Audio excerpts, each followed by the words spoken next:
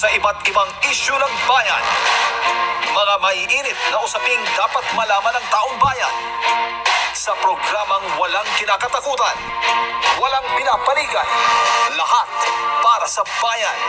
Dito sa Laban Kasama ang Bayan.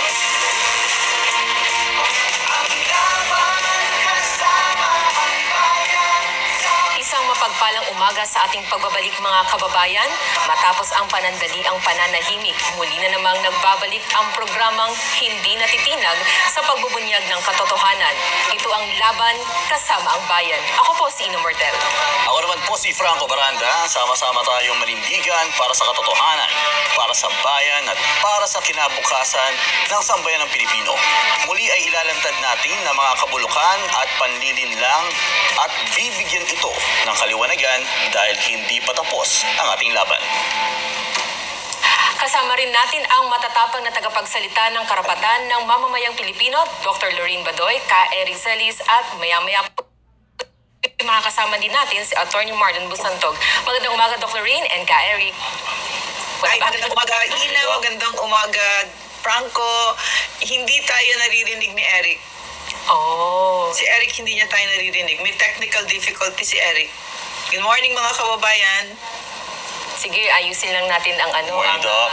kay Ka. Eric maya-maya. At Konnichiwa. konnichiwa, kung nasaan ka man ngayon specifically, ingat ka lagi, Dr. Lorraine. Ayan, Ka. Eric, okay na ba? Oo. Naririnig na. Pasensya, one-way channel ako. I don't hear anything except Ma'am Lorraine na malinaw sa akin.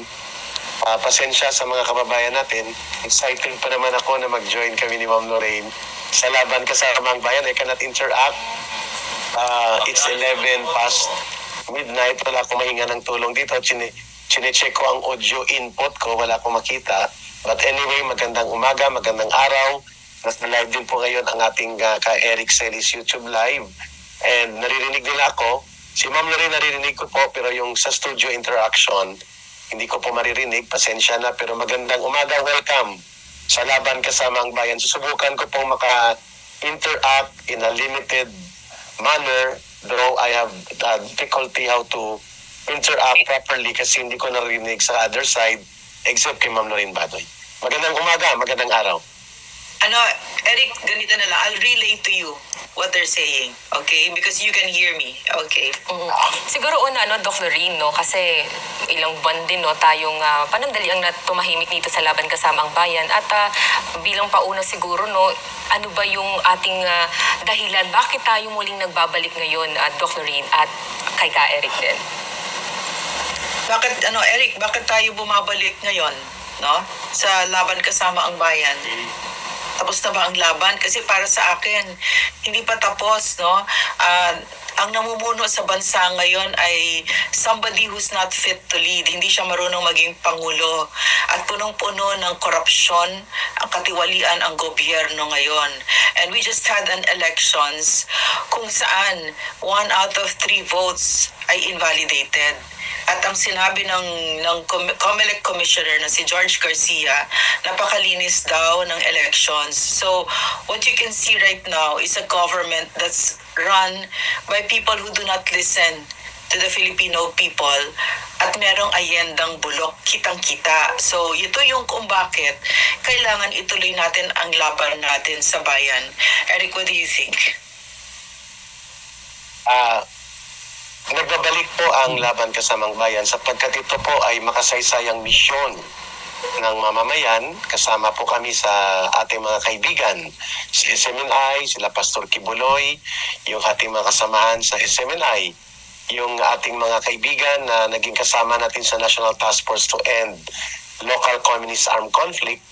Ang pagbubuo muli at pagbabalik ng Laban Kasamang Bayan po is a continuing mission para ipagpapatuloy po yung hindi pa natatapos na layunin natin, Ma'am Lorraine, Miss Ina, and Mother Franco, tungkol sa lubusang paggapi ng totoong problemang nagpapahirap at nagpahirap sa ating bayan, ang communist terrorism ng CPP, NPA, NDF. Bagamat sa panahon ni Pangulong Rodrigo Duterte, halos 90% ng kanilang armadong puwersa ng teroristang kapasidad nila sa New People's Army ay nawala na, hindi pa rin po ito natatapos dahil nandyan pa ang kanilang political operations, yung kanilang finance operations, recruitment sa urban areas, infiltration sa gobyerno, infiltration sa kongreso, panunulsol para magkaroon ng kaguluhang pangpolitika, international operations, at ang paggamit ng batas para sila ay makalusot sa kanilang mga ginagawang panluloko at manipulasyon. All of this ay hindi pa po natatapos. Yan ang kailangan kung bakit bumabalik ang laban kasama ang bayan. And of course, kasama dyan sa binanggit ng aming mga co-anchor, ang paninindigan na dalhin pa rin po ang totoong panawagan for good governance. Laban sa korupsyon, laban sa kriminalidad, laban sa terorismo, at pagsusulong at paggigiit ng totoong people's agenda bilang sandigan ng good governance na hindi po natin nakikita at nararamdaman in the last 2 years and a half ng Marcos Romualdez government. Kaya po, marapat lamang na bumalik ang programang pinangkilik at niyakap ng sambayan ng Pilipino ang laban kasama ang bayan. Pero Eric, may tatanong ako. What is most concerning to you right now about the CPP, NPA, NDF, and the Bongbong Marcos alliance? First of all, is there such an alliance? Just to be very clear, from the perspective of a former cadre. Thank you, ma'am. Thank you, Ms. Ina and Brother Franco. Yes, ma'am. Nagkakaroon po ng tactical at informal indirect alliance kay Marcos sa pamamagitan ng kanyang pinsan na si Martin Romualdez. Indirect sa kay Marcos, direct kay Martin. Indirect dahil hindi naman talaga direkta nakikipag-usap si Marcos Jr. Sa mga CPP, NPA, NDF, but Martin Romualdez does. Ginagamit niya ito. So, in a way, ang pangungulsinti at ang pag-tolerate ni Marcos Jr. sa ginagawa ng kanyang pinsan na gamitin ng CPP, NPA, NDF na mga urban operatives, both in Congress and yung mga sa urban operations, ay pagpapakita na nagbibenepisyo siya. Yan ay delikado po, Ma'am Lorraine, mga kababayan, Miss Ina and Brother Franco, sapagkat pagmumulan yan ng nakikita nating possibility of recovery. Pangalawa, masasabotahe po ang mga agenda of good governance and masasabotahe din po ang gains of peace and security na na-establish sa loob po ng 4 na taon na pinatupad ni Pangulong Duterte at ng taong bayan ang NTFL-CAC. Ang panghuli, ma'am, delikado po sapagkat kung hindi ito mapipigilan, ang pagkakaroon natin ngayon ng kaguluhan sa politika, itong maruming laro sa maniobra sa pinunduhan ng panunuhol na impeachment complaint at ang mga pagpapadukot ng illegal kay Pangulong Duterte pagpapatapon sa kanya. Lahat ng ito gusto ito mangyari ng CPP, NPA, NDF, including ang kaguluhan sa eleksyon para sakyan nila ang kaguluhan at gamitin nila ito sa pagre-recruit, pagpupropaganda at muling pag-recover pati sa armadong puwersa nila na pinababayaan sila ngayon ng gobyerno ni Marcos. Ang masaklap, Ma'am Lorraine, Miss Ina and Brother Franco, mga kababayan, nobody is telling Marcos to stop and nobody is also telling Martin Romualdez to stop. At yan ay tungkulin sana yan ng Armed Forces of the Philippines. Tungkulin sana yan ng National Intelligence Coordinating Agency. Tungkulin sana yan ng National Security Council. They need to do that. Ayan ang wala. Hindi kagaya ni Pangulong Duterte, Ma'am Lorraine, and you were a witness to that. Now, every week may command conference at nakikinig siya sa mga commanders at security advisors niya. Hindi kagaya ni Marcos na walang meeting halos. Ang National Security Council at ang Anti-Terrorism Council hindi na gumagana, Ma'am Lorraine. Eric, may tanong ako kasi meron akong informant sa BJMP, no? So, ang sinabi niya sa akin, recently nagkaroon ng meeting si Adalberto Silva. Pwede pakisabi sa mga kababayan natin mamaya, sasagot mo kung sino si Adalberto Silva at saka si Vic Ladlad, kasama yung asawa ni Vic Ladlad na si Fides Lim, at ang mga ka-meeting nila ay 2 ICC members. No, so what is happening? Kasi for me, that's concerning because, of course, PRRD is there. It's been 2 months, over 2 months already. So, what does that meeting mean? Yeah. Si Adalberto Silva, ma'am, ay pinuno ng NOD, National Organizations Department. Central Committee po yan. At nang mahuli po siya, at ngayon nakakulong na, Ang kanyang pinamumunuan ay ang sektor ng pagpapatakbo ng infiltration sa trade union, workers, sa urban poor, kabataan, kababaihan. So lahat ng urban-based sectors na mga basic sectors ang nagpapatakbo NOD, National Organizations Department, including mga pagwewelga sa mga transport, sa kanya yan ang pinamumunuan. Si Vic Ladlad, nang mahuli po siya, ma'am, dalawa ang pinamumunuan niya. He was at that time acting as Secretary General. Dahil nakakulong that time sila Chamson, ma'am, hindi pa nakatakas, hindi pa nakabalik ang mag-asawang Chamson. Secretary General ng Communist Party of the Philippines, Miss Ina and Brother Franco. At the same time, ma'am, si Vic Ladlad was head of NUFC, National United Front Commission. Ito naman ang nagtatrabaho sa mga middle forces, middle class, church, NGO, bayan, party list, at mga international operations nila. Gamit like ang mga Ibon Foundation na yan, ang mga pag-infiltrate sa health sector, sa lawyers, kagaya nila Cristina Conte, ang mga yan ay under sa NUFC, National United Front Commission. So napakadelikado yan kung ang gobyerno mismo ang nagbibigay ng daan para sila ay parang nabigyan ng pagkakataon na makalabas. Hindi pa natututo yata si Charlie Galvez, no? General Charlie Galvez. With due respect to him, ano bang nangyari, ma'am, sa 22 consultants daw na puro Central Committee na pinagbigyan ni Pangulong Duterte under Miss Ina and Brother Franco sa custody ng NUPL na babalik sila kapag hindi nag-prosper ang peace talks. Lahat tumakas, lahat nag-jump bail, mabuti na lang at inabot sila ng kamay ng batas, no? That includes Concha Araneta, patay na. That includes si Kudaste, patay na. Patay na rin ang mag-asawang Chamson. At mukhang mapaparalyze naman at maluba ng karamdaman ni Alan Asmenes. So lahat walang bumalik, ma'am, sa kulungan. Hindi pa ba natututo si General Charlie Galvez ng OPA-PRO at ang kanilang mga grupo para muling bigyan ng pagkakataon na mailabas itong mga taong hindi nagsisisi, kagaya ni Vic Ladlad at nila Adalberto Silva, upang gamitin sa kunwari ay peace-building, confidence-building measures. Delikado po yan, Ma'am Lorraine. Kaya marapat lamang na pag-usapan natin dito sa Laban Kasamang Bayan. Yung isang tanong ko din, Eric, no? Paano nakapasok ang ICC sa BJMP? How did they gain access to the top leaders of a terrorist organization?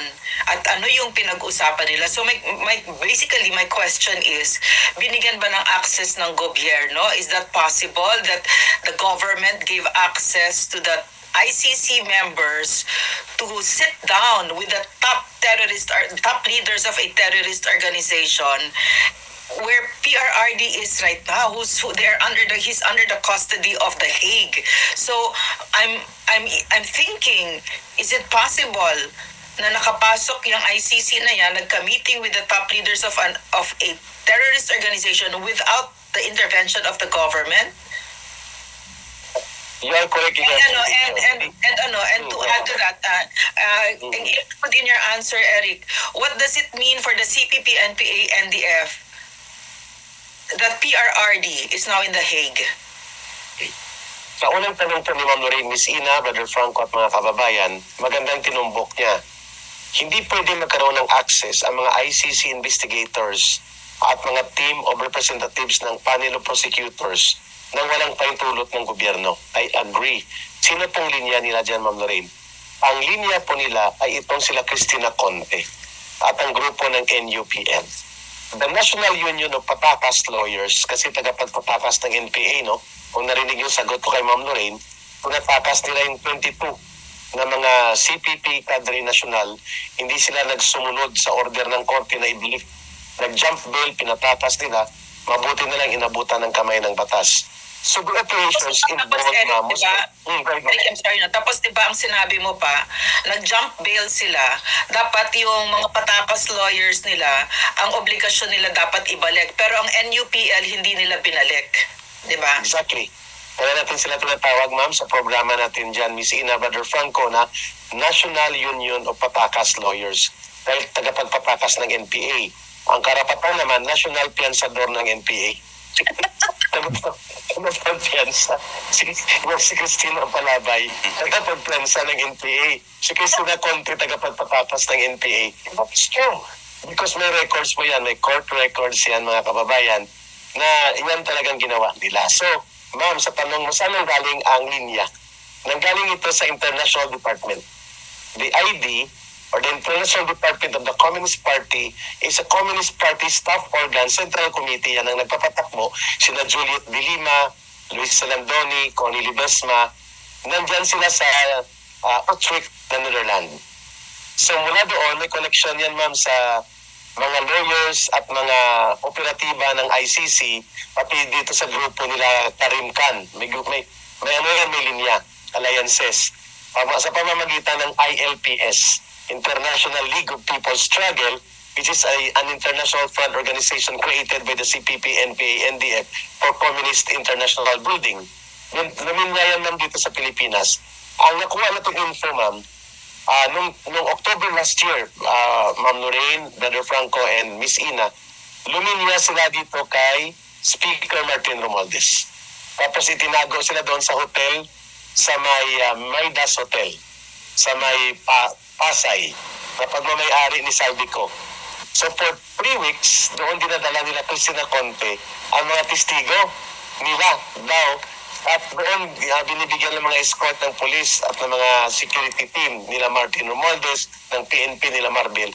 And then nagbibisit na si Tama ang info mo, ma'am, nagbibisit sila dito kina Dick Ladlad at kina Adalberto Silva, sapagkat ang layunin nila i-include sa crimes against humanity daw ni Pangulong Duterte ang mga activist killing.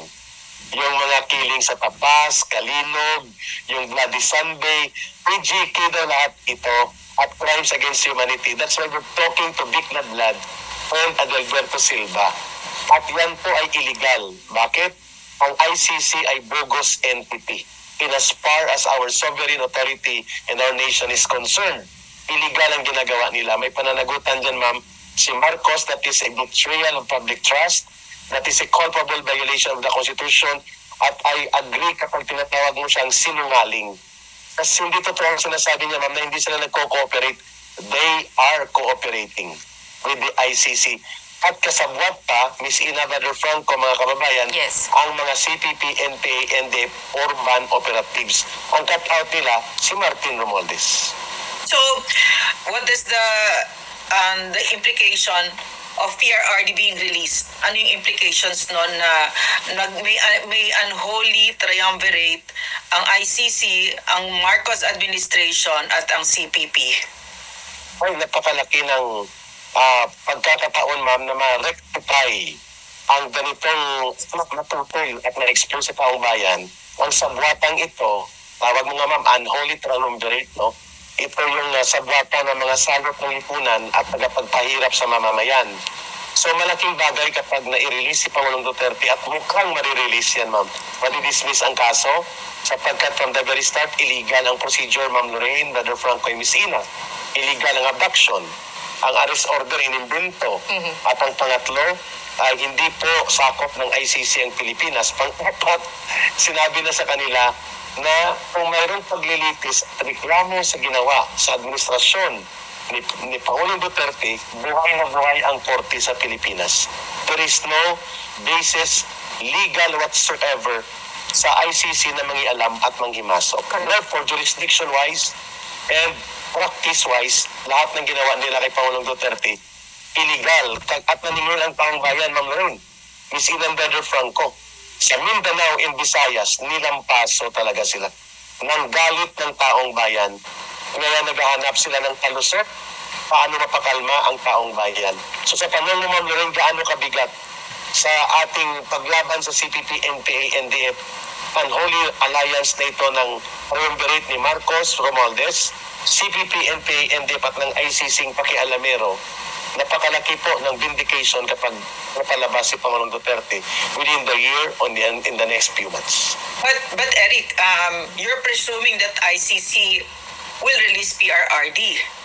Diba? But inside ICC is Cristina Conti, who's an urban operative of the CPP and who's now in alliance with the Marcos administration that are heavily invested in having PRRD stay in The Hague forever and ever. And in fact, I find it interesting and even amusing that the Marcos administration is now using the terms that the CPP are using. Like for instance, in crimes of humanity, in crimes against humanity daw, yung kay PRRD. And they're also floating around the same figures that the CPP, NPA, NDF uses. Whereas in the ICC, it's 43. Pero they stick to their guns and they say the CPP lines of 20 to 30,000 and they keep repeating, no? Yeah. Despite... Exactly. And so that's my concern.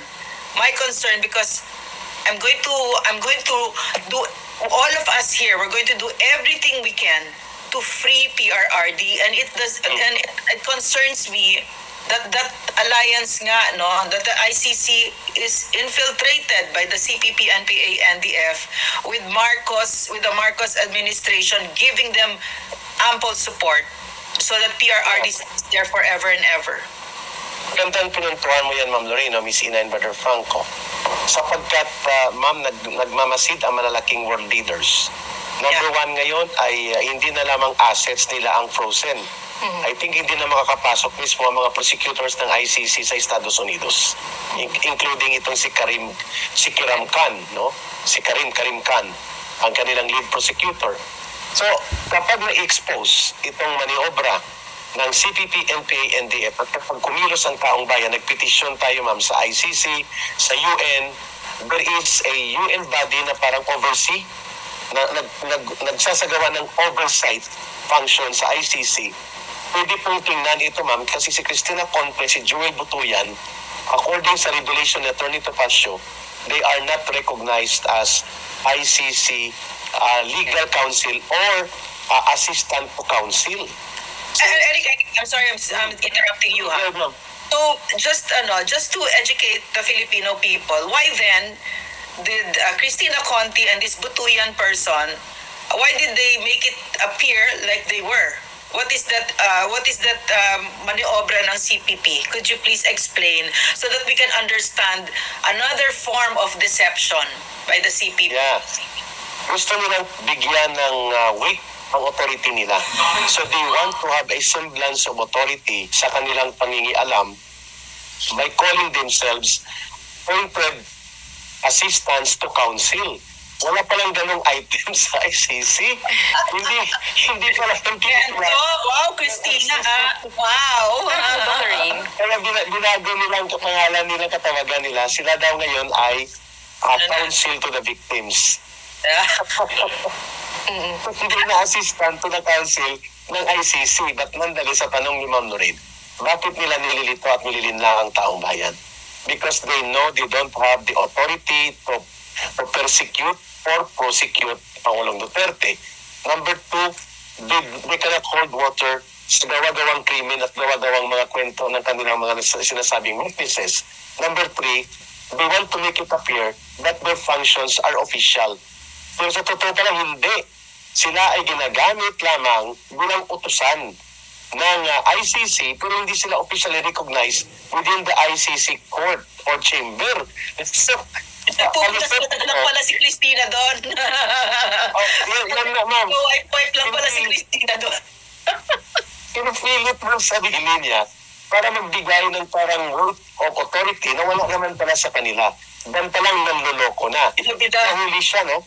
Grabe ang galit niya ng sinitaso ng netizens, mga kababayan, Miss Ina and Brother Franco, Ma'am Lorraine, na may mga witnesses silang pinoproduce na mga biktima ng hazing sa paternity, hindi sa police operation sa drug war. O ito na, ma'am, ang seste. Sinasabi ng boss niya na si Joma Season na 27,000 to 30,000 ang namatay. Aba, ang GMA, ABS-CBN, Rappler, Philstar, lahat sila. Yan ang pinabanggit.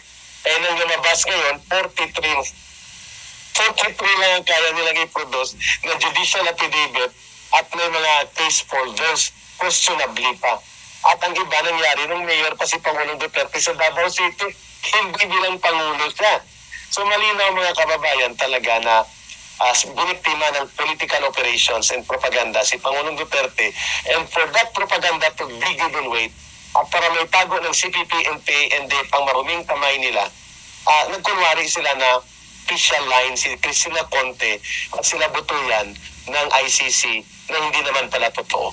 That is a very clear scandalous deception in order to project authority and officiality sa ginagawa nilang illegal na paghahabol at gawa-gawang kwentong kaso laban kay Pangulong Duterte. Pero Eric, what you and the other cadres have taught us is hindi personal ito sa kanila, di ba? So, yung goal pa rin nila ay pabagsakin ang gobyerno. So, where does this all fit in? Gusto nila magkaroon ng kaguluhan sa pagitan ng Marcos Romualdez at ng mga Duterte. Sapagkat ang main political faction right now, mga kababayan, is the Marcos Romualdez. Subalit ang political force ng Duterte ay nandyan. Mas favorably sa kanila na pabagsakin ng gobyerno with a kind of corrupt and weak leader kagaya ni Marcos. Kung ikukumpara sa isang Duterte ang namumuno, at naranasan nila yan kung paano sila dinurog ni Pangulong Duterte sa napaka-genius na pagbubuo ni Pangulong Duterte ng NPF-L of government, all of nation approach. Lahat tumarap sa kanila. 90% lumugmok sila. Paano sila hinarap ni Mayor Sara Duterte nang siya'y mayor pa sa Davao upang durugin ang kanilang pinakamalakas na pwersa from all over the country sa Davao region? Hinarap yan ni Sara Duterte. Siyempre, sa likod ni Pangulong Duterte ang AFP, ang security forces at ang civilian government agencies at ang taong bayan. They don't want to happen that again, Ma'am Lorraine. Kaya nila tinututukan si Rodrigo Duterte at si Sara Duterte sapagkat ang isusunod nila ay pahinain pa ng todo si Marcos at hayaang malugmok sa pangungurakot, malugmok sa away politika habang sila ay nagmamaniobra na magpalakas ng puwersa nila. They are waiting like na mga vultures na kapag humina na ng todo ang sistema ng gobyerno ni Marcos at nalubog sa pangat korupsyon, sasakmali nilang taong bayan at maglalabas sila ng mga maniobra na as if sila ang tagapagsalba ng ating bayan. Everything orchestrated nila rito, Ma'am Lorraine, mga kababayan, including ang pagpanggal kay Pangulong Duterte sa political equation, ang pagpapahina kay Sara Duterte, at ang pagpapalala ng political conflict nito sapagkat kapag may konflikto at kaguluhan at kapag maluba ang ekonomiya, favorable para sa CPP, NPA, NDF na maghasik ng propaganda, recruitment at kaguluhan ang kanilang tinutungtungan palagi. So, Ina and Franco, one last na lang and then kayo na, no? So, in other words, kasi what I'm seeing now, no, living here in Japan now, no, ang nangyayari sa Pilipinas, kasi nga nandiyan ang CPP, NPA, NDF, tapos itong kurakot pa na government that's very corrupt, di ba? So, ang nangyayari, dahil nga ginugulo ng CPP, a country like Japan, where they give their time, no, sa government is paano pabutihin ang bansa, paano pagandahin ang buhay ng mga mamamayan nila, etc. Diba? Pero tayo hindi ganon. Andun pa lang tayo, lugmok na lugmok tayo sa kahirapan at puro na lang politiko yung nangyari. Diba? So, hindi nakakaandar ang Pilipinas dahil nandyan pa ang CPP, NPA, NDF. No? So, yun. I agree. Doc Lorraine, Thank you, Ma'am Lorraine, for that interaction. Nakakamiss yun, ha. Miss Ina, back to you. Back muna sa inyo. Hindi pa rin ata kayo naririnig, no? How can I hear you? Yes. Pero Ma'am Lorraine muna. Oo. Yeah. Doc Lorraine, relay lang kay Ka Eric kung pwedeng mag-exit siya for the meantime, tapos pasok siya ulit, merong bagong link para maayos natin yung setup. Kasi sayang yung ganda ng discussion natin para makapagbigay din kami ng punto at interaction kay Ka Eric. Eric, labas ka daw muna tapos pasok ulit. Sige. Sustain mo muna. Yes, sustain pa namin. Oo. Kasi Ka Eric, para maayos natin audio. And Doc Lorraine, ang ganda nung pisa natin, nag-CPP agad tayo. Pero magandang i-connect din natin ito sa nagdaang eleksyon. Dahil isa to sa naging crucial dahil pinag-uusapan ng good governance. Pero paano mangyayari yun kung doon pala sa proseso ng paghahalal ng ating mga leader ay may problema na. Kaya Yeah, correct. yung Yes. Di ba itong after ng election natin, meron na tayo agad na pinupuna. Ito nga naging proseso dahil hindi to akma dun sa batas na sinasabi natin na Dr. Lorraine. So merong panawagan si Pastor Apollo Sikibuloy kasama din ang iba pang kandidato under ng PDP Laban na dapat ipatupad yung manual count dun sa midterm elections natin. So tanggap muna tayo ng balita at puntuhan po natin ito after natin mapakinggan itong balita ito. Nanawagan si Pastor Apollo Sikibuloy na ayusin ang kasalukuyang sistema ng eleksyon sa bansa upang matiyak ang integridad at kredibilidad ng 2025 midterm elections. Ito ang pahayag ni Attorney Israelito Torreon, Legal Counsel ni Pastor Kibuloy sa press briefing ng Duterte and senatorial candidates itong Biyernes. Aniya, ang hakbang na ito ay upang maprotektahan ang mga susunod pang eleksyon mula sa anumang uri ng anomalya. Ayusin natin ang ating sistema, ayusin natin ang sistema ng batas, ang sistema ng eleksyon natin para sa 2028 wala na po itong mga pagdududa na ito. Mas credible na po at clear na po sa atin, truthful na po at saka wala ng question sa resulta po ng eleksyon. Nauna nang nanawagan si Pastor Kibuloy ng manual counting ng mga boto kasunod ng umano yung mga anomalya at kahina-hinalang resulta sa botohan. Nakiisa naman ang kanyang mga kapwa-kandidato sa PDP Laban na tinaguri ang Duterte 7 sa panawagan ng manual counting ng mga boto upang maibalik ang tiwala ng publiko sa proseso ng eleksyon. Kabilang sa Duterte 7 sina Pastor Apollo Sikibuloy, Attorney Vic Rodriguez, Attorney Jamie Bondo, Attorney Raul Lambino, Attorney J.V. Hinlo, Dr. Richard Mata, at Philip Salvador. Ang gusto naming mangyari ay i-implementa ang batas. Section 31 of Republic Act 9369. Yan po ang prevailing law ngayon sa ating bansa. Ano po ang ibig sabihin yan? Na ang botohan natin ay electronic pero pagbilang po ng mga boto sa presinto, kailangan po ito manual counting. I ask the newly elected legislators of both houses, sa Senado at sa Kongreso, na amindahan na natin itong automated election system law sapagkat ang sinasabi naman talaga ng ating saligang batas in voting pero full transparency pagdating sa counting. We want Section 31 of 9369 to be implemented. Manual count, hindi po recount. Para naman kay Attorney Raul Lambino, na personal na nakaranas sa aberya sa eleksyon, isang centralized defect umano ang nangyari sa eleksyon. Hindi lahat ng mga bumoto para sa kandidatong gusto nila sa halalan na ito, yung boto nila ay... Oh, Dr. Lorraine? Here. Same. Franco, I did not hear you. What did you say?